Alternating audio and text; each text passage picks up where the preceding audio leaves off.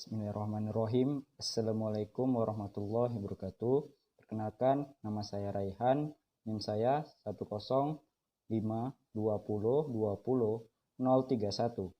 Nah, di sini saya ingin mempresentasikan hasil kerja kami yang berjudul Perekonomian Indonesia, yaitu di mata kuliah Ilmu Pendidikan Sosial. Assalamualaikum warahmatullahi wabarakatuh. Nama saya Muhammad Ifiza. Saya prodi PGMI semester 4 unit 1. NIM saya 1052020. Nah, selanjutnya kita memasuki pada hakikat ilmu pendidikan sosial terhadap ekonomi. Nah, hakikat IPS terhadap pedoman pendidikan ini yang didapati dari berbagai sumber dan pengalaman hidup sebagai makhluk sosial yang mempunyai kecenderungan kuat untuk hidup bersama dalam kelompok. Ekonomi ini adalah studi mengenai bagaimana orang memilih untuk menggunakan sumber daya yang produktif, yang langka atau terbatas untuk memproduksi produktif yang langka, ataupun terbatas untuk mempromosikan sebagai komoditi dan mendistribusikan kepada masyarakat untuk konsumsi mereka. Dan selanjutnya pun ada ciri-ciri sistem ekonomi ini yang terpusat pada ada beberapa. Yang pertama itu semua sumber daya ekonomi dikuasai oleh negara. Kedua, seluruh kegiatan ekonomi harus diusahakan bersama. Nah, semua perusahaan milik negara sehingga tidak ada perusahaan swasta. Yang ketiga itu segala keputusan mengenai jumlah dan jenis barang yang ditentukan oleh pemerintah. Yang keempat, harga, dan penyalurannya. Selanjutnya itu yang kedua, tujuan ekonomi di Indonesia. Nah, dalam sistem perekonomian di Indonesia memiliki tujuan-tujuan tertentu seperti ekspor dan impor contohnya yang memiliki tujuan untuk meningkatkan neraca pembayaran dan mengurangi adanya keluar devisa pada negara luar. Nah, berikut tujuan ekonomi untuk Indonesia. Memiliki 4 tugas pokok. Yang pertama itu menentukan berapa banyak dan bagaimana produk-produk dan jasa-jasa yang akan dibutuhkan akan dihasilkan.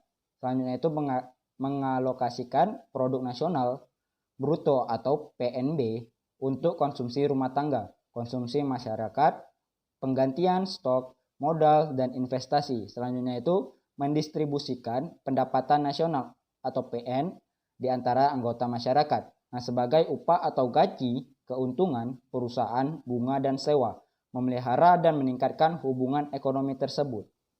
Nah, selanjutnya itu ciri-ciri khusus dari kegiatan ekspor, yaitu antara penjual atau eksportir dan pembeli importir komoditas yang diperdagangkan dipisahkan oleh batas teritorial kenegaraan.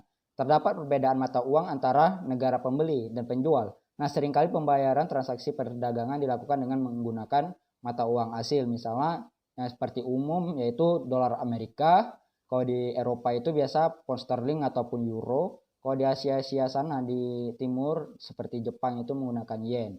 Ada kalanya antara pembeli dan penjual belum terjalin hubungan lama dan akrab.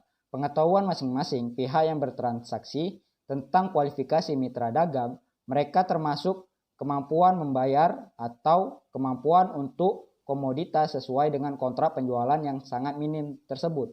Nah, seringkali terdapat perbedaan kebijaksanaan pemerintahan negara, pembeli dan penjual di bidang perdagangan internasional, moneter lalu lintas devisa, lebilang, embargo ataupun perpajakan di setiap negara tersebut. Selanjutnya itu yang ketiga, inti masalah ekonomi pada manusia. Pada manusia ini adalah makhluk yang dinamis, terus berkembang menghasilkan inovasi-inovasi baru. Namun seiring dengan perkembangannya, itu kebutuhan juga semakin meningkat, begitu juga dalam perekonomian. Inti dari permasalahan ekonomi adalah kebutuhan manusia yang tidak terbatas dan terus berkembang. Sedangkan barang atau jasa untuk memenuhi kebutuhan tersebut terbatas. Karena keterbatasannya itulah maka untuk memperolehnya diperlukan pengorbanan atau pertukaran baik secara langsung ataupun dengan perantara uang. Selanjutnya itu prinsip ekonomi. Nah, pada prinsip ekonomi ini merupakan perbandingan antara pengorbanan yang diberikan dengan hasil yang akan didapatkan atau usaha untuk mendapatkan hasil tertentu pula dengan pengorbanan tertentu. Selain itu, prinsip ekonomi juga dapat diartikan sebagai suatu tindakan. Nah, dalam rangka mendapatkan kebutuhan tertentu dengan biaya tertentu, prinsip ekonomi ditujukan agar pelaku ekonomi dapat mencapai keefektifan serta keefisienan yang tinggi dalam memenuhi kebutuhan ekonomi tersebut. Nah, prinsip ekonomi ini mengarahkan kepada tindakan supaya dapat mencapai keefektifan serta keefisienan yang tinggi itu.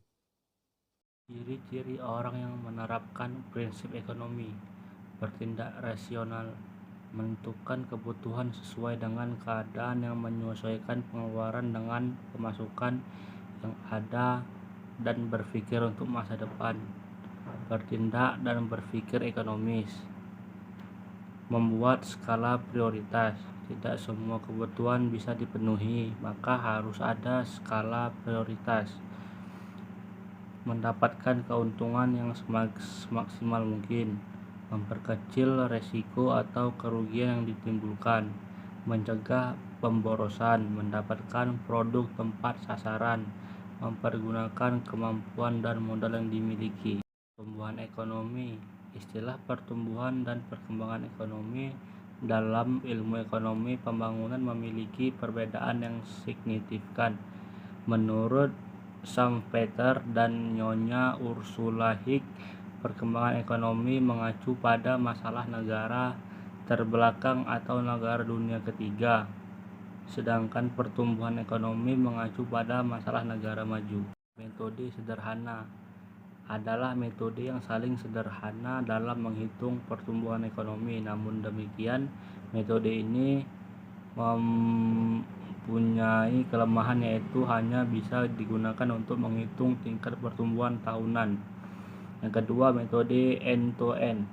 Guna mengatasi kelemahan metode sederhana, maka dikembangkan metode end-to-end, yaitu metode komunikasi aman yang mencegah pihak ketiga mengakses data saat ditransfer dari sistem atau perangkat ke perangkat lainnya.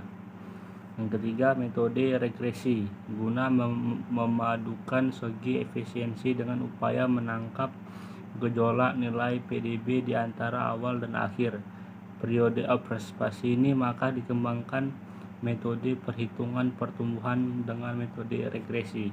Sekian dari kelompok kami. Bila ada yang kurang, mohon maaf.